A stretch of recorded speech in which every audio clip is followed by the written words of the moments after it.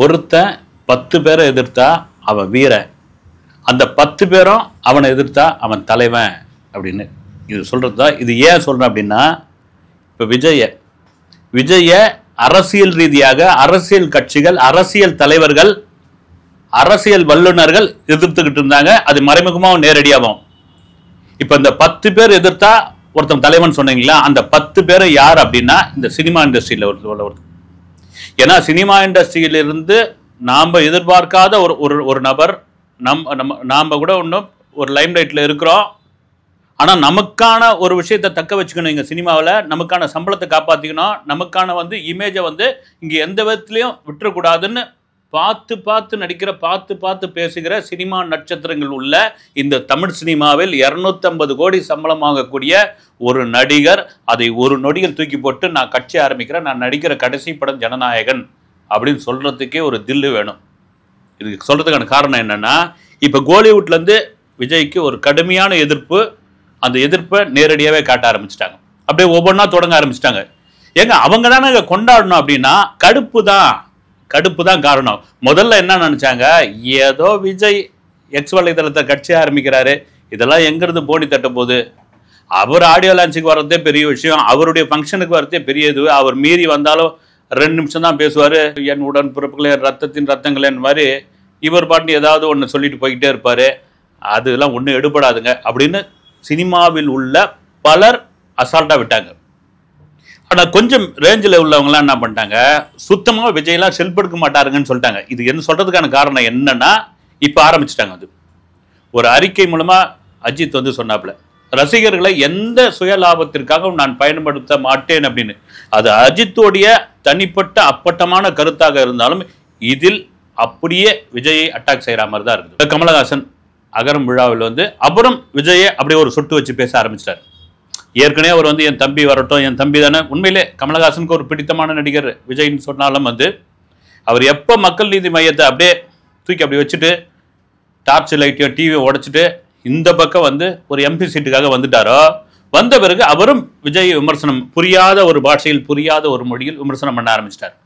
இப்படியா ஒவ்வொன்றா ஆரம்பிச்சிட்டாங்க. அதுதான் நான் சொன்ன 10 பேர் எதிர்த்தா ஒருத்தன் தலைவர் அப்படின்னு எதிர்க்க ஆரம்பிச்சிட்டாங்க. நீங்கள் அரசியல் ரீதியாக நீங்கள் நடிகராக பார்க்காம உதயநிதியை கூட பார்த்தீங்கன்னா, விஜய் அரசியல் கட்சி ஆரம்பித்த போது அவர்கிட்ட கேட்குறாங்க, விஜய் அரசியல் கட்சி ஆரம்பிச்சிருக்காரு, அதை பற்றி நீங்கள் என்ன நினைக்கிறீங்க அப்படின்போது, நான் அதிகமாக சினிமா நியூஸ்லாம் படிக்கிறது இல்லை அப்படின்னு சொல்லிட்டு போனார். இன்றைக்கு விஜயோடைய இந்த விஸ்வரூபம் இருக்கு இல்லைங்களா, அந்த விஸ்வரூபத்தோட வெளிப்பாடு என்ன அப்படின்னா, நீ அதிகப்படியாக நான் சொல்ல நினைக்காதீங்க. ஏன்னா இங்கே யாரையும் எள்ளுக்கிரியா கிள்ளுக்கிரியா யாரையும் நினச்சிட்டவே கூடாதுங்க. சினிமாவிலும் சரி அரசியலையும் சரி அவங்க எப்படி பூம்னு வளருவாங்கன்னு தெரியாது.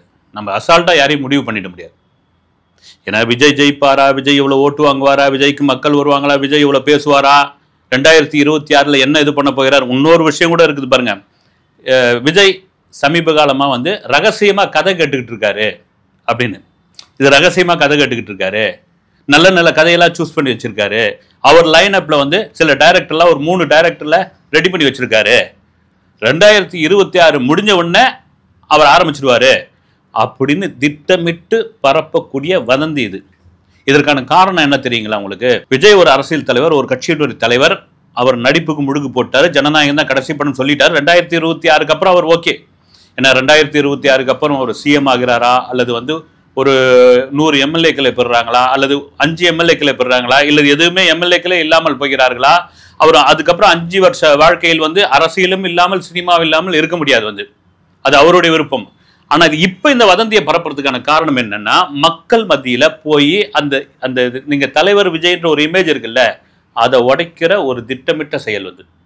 நீங்கள் சாதாரண ஒரு மக்கள்கிட்ட இது திரும்ப சொல்லும்போது, விஜய் கதை கேட்குறாரா, விஜய் மேக்கப் போட போகிறாரா, விஜய் நடிச்சுன்னு இருக்காரா ரகசியமா, அவர் விக்கிரவாண்டிக்கு வந்தப்போ கூட ஒரு ஷூட்டிங் முடிச்சுட்டு வந்தாரா, மதுரையில் கூட வரதுக்கு கூட ஒரு ரகசியமான இடத்துல ஷூட்டிங் முடிச்சுட்டு அதுக்கப்புறம் வர்றாரான்றது இமேஜ் கொண்டு இந்த மாதிரி வதந்தியை கொண்டு சேர்க்கறதுக்கு, எப்பா இவர் நடிகர், இவர் ஒரு கூத்தாடி, அவர் மொழியில் சொல்லக்கூடாது கூத்தாடி, இவருக்கு நாம் ஏன் ஓட்டு போடணும் அப்படின்னு அந்த இமேஜை தரன்னு கீழே இழுக்கிறதுக்கான ஒரு ஐடி விங் வேலையை பார்க்கிறார்கள். அது நடக்காது.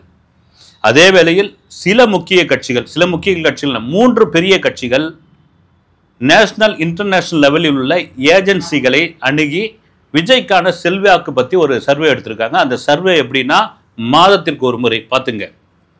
அந்த மாதத்திற்கு ஒரு முறை எடுக்கப்பட்ட சர்வேயில் நேஷனல் லெவல்லையும் இன்டர்நேஷனல் லெவலில் அந்த ஏஜென்சிகள் கொடுத்த தகவல் இருக்கு இல்லைங்களா, அதில் வந்து ஒரு பேரதிர்ச்சியாக இருக்கலாம். இது உண்மை. அது என்ன காரணம்னா 27% 31% வரைக்கும் விஜய்க்கான வாக்கு இருக்கு அப்படின்னு சொல்றது.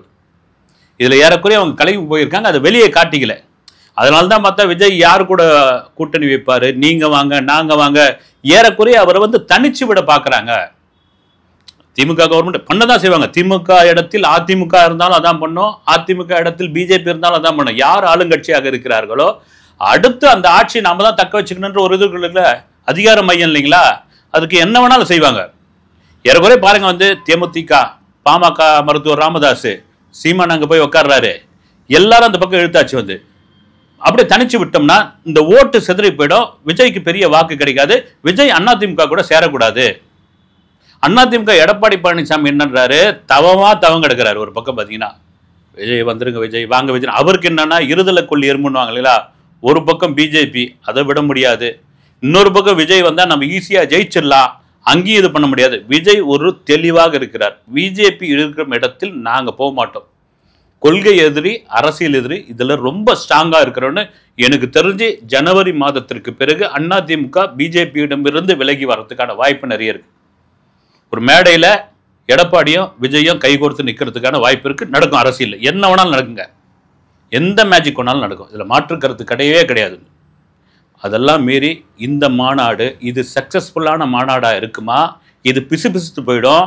விக்கிரவாண்டிக்கு வந்த கூட்டத்தில் காலில் ஒரு பாகம் கூட வராது, இவங்களே காசு கொடுத்து மாநாட்டுக்கு ஆட்கள் இழுக்கிறாங்க. ஒவ்வொரு மாவட்டத்திற்கும் ரகசிய உத்தரவு போட்டிருக்காங்க, ஒவ்வொரு மாவட்டத்தில் இருந்தால் இத்தனை பேர் வரணும்னு சொல்லியிருக்காங்க அப்படின்ற இதுவும் ஒரு வதந்தி போயிட்டு இருக்கு. எங்கள் 506 ஏக்கர் இடத்த அவங்க ஃபிக்ஸ் பண்ணியிருக்காங்க. மதுரையினுடைய ஒரு ஒதுக்குப்புறம். எப்பவுமே மதுரையில் வந்து எப்போ மதுரையில் வந்து ஒரு ஃபேமஸான ஒரு இது என்னன்னா மதுரை தமுக்க மைதானம். எது சொல்லுவாங்கன்னா, அப்போல்லாம் அந்த காலத்தில் எந்த கூட்டம் நடத்திருந்தாலும் மதுரை தமுக்க மைதானத்தில் வந்த கூட்டம் மாதிரி இருக்குதுப்பா அப்படின்வாங்க. அவ்வளோ பெரிய மைதானம் வந்து மதுரையிலே வந்து. ஆனால் இன்னைக்கு வந்து மதுரை மாநகரம் ஆகிட்ட பிறகு அதுவும் பெரிய மைதானம் தான். விஜய் மாதிரியான கட்சிகள் கூட்டம் போடும்போது தமுக்க மைதானம் மாதிரி ஒரு 50 மடங்கு மைதானம் தேவைப்படும். அதுதான் வந்து 500 ஏக்கர்னு கொண்டு வரதுக்கு அதான் காரணம். வந்து அந்த மைதானம்லாம் தாங்காது, சிட்டி கொலாப்ஸ் ஆகிடும். அதனால தான் கொண்டு போய் அவுட்டரில் வச்சது. வந்து யாருமே இது வரைக்கும் ஒரு தெருமுனை கூட்டம் கூட நடத்தாத ஒரு பகுதியில் விஜய் தேர்ந்தெடுத்துக்கிறார். அதுவும் பார்த்தீங்கன்னா பார்க்கிங்க்கு 200 ஏக்கர் அந்த ஒதுக்கியிருக்காங்க. அவங்க ஒரு அறிக்கையை ஒன்று விட்டுருக்காங்க. 1.5 லட்சம் பேர் ஆண்கள், 25,000 பேர் பெண்கள், 4,000 பேர் முதியவர்கள், 400 பேர் மாற்றுத்திறனாளிகள், கர்ப்பிணிகள், குழந்தைகள் தயவு செய்து கூட்டின்னு வராதிங்கன்னு அது ஒரு வாய்மொழி உத்தரவாகவும் ஒவ்வொரு மாவட்டத்துக்கும் தெரிவிச்சிட்டாங்க. கர்ப்பிணிகள் குழந்தைகளை கண்டிப்பாக கூட்டின்னு வரக்கூடாதுன்னு. ஏங்க இந்த 1.5 லட்சம் இதெல்லாம் கூட்டி பார்த்தா முதல் 2 லட்சம் பேர் தானே வராங்க. இது என்ன மாநாடு அப்படின்னா அந்த சேரோடைய கணக்கை வச்சு அவங்க சொல்லியிருக்காங்க. வந்து இதெல்லாம் கட்டுப்படுத்த முடியாத ஒரு கூட்டமாக வந்து சேரும். ஏன்னா இவ்வளோ பெரிய ஏக்கர் இடம், இவ்வளோ ஆட்கள், இவ்வளோ வாகன வசதி, இது எல்லாமே உளவுத்துறைக்கு தெரியும். இதை மீறி இந்த மாநாட்டில் தன்னுடைய முழு பலத்தை விஜய் காண்பித்தே ஆக வேண்டும் அப்படின்ற ஒருத்தர் கங்கணம் கட்டிட்டு இருக்காரு. ஆனால் தான் பார்த்தீங்கன்னா விக்ரவாண்டி மாதிரி வராது, விக்ரவாண்டியில் சொதப்பினாங்க, இங்கே ஒன்றும் பெருசாக இது பண்ணாது, விஜய்க்கான மவுஸ்லாம் குறைஞ்சி போச்சு. இதெல்லாம் சும்மா அங்கே வந்து நாளுக்கு நாள் ஒரு இது கூட சொல்கிறாங்க. வந்து விஜய் வந்தார்னா 3 நிமிஷத்துக்கு மேலே பேச மாட்டேன்றாரு, 2 நிமிஷம் சுருக்கமாக பேசிட்டு போயிடுறாரு அப்படின்னு நாம் கூட பேசியிருந்தோம். பேசி ஆட்சியை வளர்த்துறதா திராவிட கட்சி, அவங்களால பேசாமலே இருக்கவே முடியாது. ஆனால் அப்படியே நீங்கள் ஆப்போசிட்டாக பாருங்கள், காமராஜர் அதிகமாக பேசவே மாட்டார். வந்து நீங்கள் பழைய இதுவெல்லாம் படித்து பாருங்கள். என்ன சொல்கிற எது, இதுதான் வந்து அவருடைய இது. காமராஜர் குறைவாக பேசினார். இன்றைக்கு வரைக்கும் காமராஜர் மாதிரியான ஒரு ஆட்சி வேண்டும் தான் சொல்லிக்கிட்டு இருக்காங்க. அந்த குறைவாக பேசுறதுக்கு அவருக்கு பலமாகவும் இருந்தது, பலவீனமாகவும் இருந்தது. பேச்சு ஒரு காரணமே கிடையாது. வந்து என்ன பேச போகிறன்ற ஒரு சப்ஜெக்ட் தான் முக்கியமான ஒரு விஷயம். அப்போ இந்த மாநாட்டிற்கு நின்னுடைய கணிப்பு ஒரு 40,000 to 50 லட்சம் பேர் வருவார்கள், கண்டிப்பாக வருவார்கள். அதே சமயத்தில் அவங்க அந்த போலீஸ்க்கு கொடுத்துருக்க விளக்கர்கள் இல்லை சில கேள்விகளுக்கு, அதில் சீஃப் கெஸ்ட் ஒரே ஒரு சீஃப் கெஸ்ட்டு அவர் எங்கள் தலைவர் தான், விஜய் தான் அப்படின்னு சொல்லியாச்சு. ஆனால் இப்போ வரைக்கும் ராகுல் காந்தி வருவார்ன்ற மாதிரியான ஒரு பேச்சு இருக்குது. நம்ம விசாரிச்சப்போ இல்லைங்க, ஒரு இன்வைட் பண்ணியிருக்காங்க, ராகுல் காந்திக்கு கூப்பிட்டுருக்காங்க. ராகுல் காந்திக்கும் ஒரு விருப்பம், ராகுல் காந்தியும் வந்து இளைஞர்கள் கூட இளம் ரத்தந்து கூட பயணம் பண்ணணும், அரசியல் பண்ணணும் அப்படின்ற ஒரு ஆசை. வந்து இந்தியாவை அடுத்த கட்டத்துக்கு கொண்டு போகணும், அவருக்கு ஒரு இது இருக்கு இல்லைங்களா, வருங்கால தூண்கள் அவர்கள் தானே. அப்படி இருக்கும்போது விஜய்க்கு பின்னாடி இவ்வளவு பெரிய இளைஞர்கள் பட்டாளம் இருக்கும்போது ராகுல் காந்திக்கு ஒரு பெரிய உற்சாகம். ஆனால் வந்தால் கூட்டணிக்குள் ஒரு சலசலப்பாயிடும், எலெக்ஷன் நேரம் வேணாம் அப்படின்னு கடைசி நேரத்தில் அந்த ப்ரோக்ராம் மாறி இருக்கு. விஜய் மட்டும்தான் நடுநாயகர். இன்னொரு முக்கியமான ஒரு விஷயம் என்னன்னா, இந்த விஜய் ஏர்போர்ட்டில் கோயம்புத்தூர் ஏர்போர்ட்டில் இறங்குது, அப்புறமா வந்து மதுரைக்கு வந்தது, இதெல்லாம் ரோட் ஷோ வந்து விஜயே அதை திட்டமிட்டு ஆட்கள்லாம் கூப்பிட்டு வந்து நான் ரோட் ஷோ பண்ணுறேன் பாத்தியா, வா வா வான்னு சொன்ன மாதிரி இருந்தது. இப்போ அதுக்கு தான் சொல்லியிருக்கோம், மதுரையிலிருந்து விஜய் இறங்கி அந்த மாநாட்டு பந்தலுக்கு மாநாட்டு திடலுக்கு வர வரைக்கும் எந்தவித வரவேற்பும் நாங்கள் கொடுக்க போகிறதில்ல. மேலதாளம் பட்டாசு கிட்டாசெல்லாம் வெடிச்சிடணும் அது மாதிரிலாம் எதுவும் கிடையாது. அதை விஜய் விரும்பவே இல்லை. விஜயோடைய ஒரு பெரிய பலம் நான் பார்க்குறது என்னென்னா, இந்த சிம்பிளாக இருக்கிற ஒரு விஷயம் தாங்க வந்து இந்த ஆர்ப்பாட்டம் இல்லாத ஒரு விஷயம் தான். அதை நிறைய பேர் கூட விமர்சனம் பண்ணுறாங்க. எங்க எப்பவுமே ஒரு ஒரு ஒரு தலைவர் அப்படின்னா, ஒரு கட்சிக்குள்ள ஒரு மீட்டிங் அப்படின்னா பந்தாவை காமிக்கணும் அப்படின்னு. அந்த பந்தா எந்த விதத்தில் மாறும்னா, அந்த பொதுமக்களுக்கு ஒரு இடையூறாக மாறிடுங்க. இப்போ மதுரை ஏர்போர்ட்லேருந்து வராருன்னா வான வேடிக்கை, பட்டாசு, மோளதாளம் அங்கே எதுன்னு வச்சுங்க. ஒரு வீக் டேஸ் வந்து ஒரு ஆஃபீஸ் விட்டு போகிறவங்க, ஒரு பணியாளர்கள், அப்புறம் வந்து ஒரு கடைக்கு வந்தவங்க, ஒரு மருத்துவத்துக்கு போகிறவங்க, ஒரு ஆம்புலன்ஸ் போகுது அப்படின்னா அது பெரிய பிரச்சனையாக மாறும். அதுக்கு தான் அப்படியே மதுரை மாநகரத்துக்கு ஒதுக்குப்புறமான ஒரு இடத்துல போய் அந்த மாநாட்டை வச்சிருக்காரு. இதை வேணான்னு சொன்னது ஒரு பக்கம் வந்து. குறிப்பாக இன்னொரு முக்கியமான ஒரு விஷயம், இவர் ஏன் வந்து பத்திரிகையாளர் சந்திக்க மாட்டேன்றார் ஒரு பெரும் கேள்வியெல்லாம் கேட்டுக்கிட்டு இருக்காங்க வந்து. நான் திரும்பவும் சொல்றது என்னன்னா, இன்னைக்கு விஜய் ஏன் பத்திரிகையாளர் சந்திக்கணும்னு நான் கேட்குறேன். நான் விஜய் வந்து அவருடைய சோசியல் மீடியாவில், அது ஒரு எக்ஸ் வலைத்தளமாக இருக்கட்டும், இன்ஸ்டாவாக இருக்கட்டும், ஃபேஸ்புக்காக இருக்கட்டும், எதுலேயும் சரி அவர் நேரடியாக மக்கள்கிட்ட பேசிட்டார் இல்லைங்களா ஒரு கருத்தை. இப்போ விஜய் போடுகிற ஒரு செய்தியாகட்டும், விஜய் போடுகிற ஒரு அறிக்கை, விஜய் போடுகிற ஒரு வீடியோவை இங்கே இருக்கிற மெயின் ஸ்ட்ரீம் மீடியாக்கள், பிரிண்ட் மீடியாக்கள் பயன்படுத்தாமலாம் இருக்காங்க. அவர் எது போட்டாலும் வந்து விவாதமாக மாறிதில்ல, யூடியூப் சேனலில் பேச ஆரம்பிச்சிடறாங்கல்ல. அப்படி இருக்கும்போது நான் ஏன் சந்திக்கணும்? இப்போ சரி விஜய் சந்திக்கல அப்படின்னா அவருடைய செய்தியை புறக்கணிங்க, அவர் செய்தியை போடாதீங்க, அவர் செய்தியை பற்றி பேசாதீங்க அப்படின்னா அது சாத்தியமே கிடையாது. இன்னைக்கு நேஷனல் லெவலில் விஜயோடைய விஷயம் செய்தியாக மாறும் பொழுது அது எப்படி புறக்கணிக்க முடியும்? அதனால ஏன் இஷ்டம் என்னன்னா, இன்னைக்கு வந்து ஊடக தர்மம்த்து வந்து கொஞ்சம் கொஞ்சமாக குறைஞ்சிக்கிட்டே வருங்க. தவறா சொல்லணும்னு நினைக்காதீங்க வந்து. நீங்கள் கேட்கும் போதெல்லாம் பார்த்தீங்கன்னா, ஒவ்வொரு ஊடகத்திற்கும் பின்னால் ஒரு கட்சி இருக்குது. அவர்கள் கட்சி சார்பாக இப்போ விஜயே ஒரு கேள்வி கேட்குறாங்கன்னு வச்சுங்க, இவர் எந்த விதத்தில் கோவப்படுத்தணும், எந்த விதத்தில் இவர் வந்து காயப்படுத்தணும், அந்த மாதிரியான கேள்வி கேட்கறதுல அசைன்மெண்ட் கொடுத்து அனுப்புவாங்க. நீங்க கேட்குற நிருபர்களுடைய இது இல்லை, அவருடைய முதலாளியுடைய கட்டளை வந்து அதை நிறைவேற்றி தான் ஆகணும். அந்த நேரத்தில் வேணும்னே வந்து இந்த ட்ரிகர் பண்ணுறது விஜயகாந்துக்கு நடந்தது இல்லைங்களா? விஜயகாந்த் உண்மையிலே ரியல் ஹீரோ அந்த மனுஷன் வந்து. அதனால தான் வந்து ரியலாக அடிச்சு பேசினாப்புல. அதுவே வந்து ட்ரோல் மெட்டீரியல். இன்னைக்கு வரைக்கும் பிரேமலதா விஜயகாந்த் அதான் சொல்லிட்டு இருக்காங்க. எங்கள் வீட்டுக்காரரை வந்து அதாவது வந்து என்ன சொல்றது, அவரை வேற ஒரு இமேஜ் கொண்டு போனதே இந்த மீடியா தான். இன்னைக்கு வந்து நீங்கள் புகழாரம் சுட்டுறீங்க, அதெல்லாம் விடுங்க, நீங்கள் போங்க தம்பி அப்படின்றாங்க. இந்த கேப்டன் பிரபாகரனுடைய ரீரிலீஸ் விழாவில் கூட எஸ். சந்திரசேகர் பேசியிருக்காரு. விஜயகாந்த்ன்ற ஒரு மனுஷன் இல்லைன்னா விஜய் கிடையாதுன்னு ஒரு அப்பா தைரியமா சொல்றாரு வந்து. அப்படி ஒரு மனுஷன் விஜயகாந்த் அன்னைக்கு ஒரு 17 நாள் கால் ஷீட் செந்தூர பாண்டிக்கு அவர் கொடுக்கலன்னா விஜய்ன்ற ஒரு நடிகன் கிடையாது அப்படின்றாரு. இது சொல்றதுக்கு ஒரு அப்பாவுக்கு ஒரு பெரிய தைரியம் வேணும். அதுதான் வந்து 25ஆம் தேதி விஜயகாந்த்ன்ற அந்த மனிதருக்கு ஒரு மரியாதை செலுத்தும் விதமாக அந்த தேதியை ஃபிக்ஸ் பண்ணது. அது என்ன உள்ள இதுவா இல்லது உண்மையை பாதுகாப்பு விஷயமா ஏதோ ஒன்று உள்ள நடந்தது.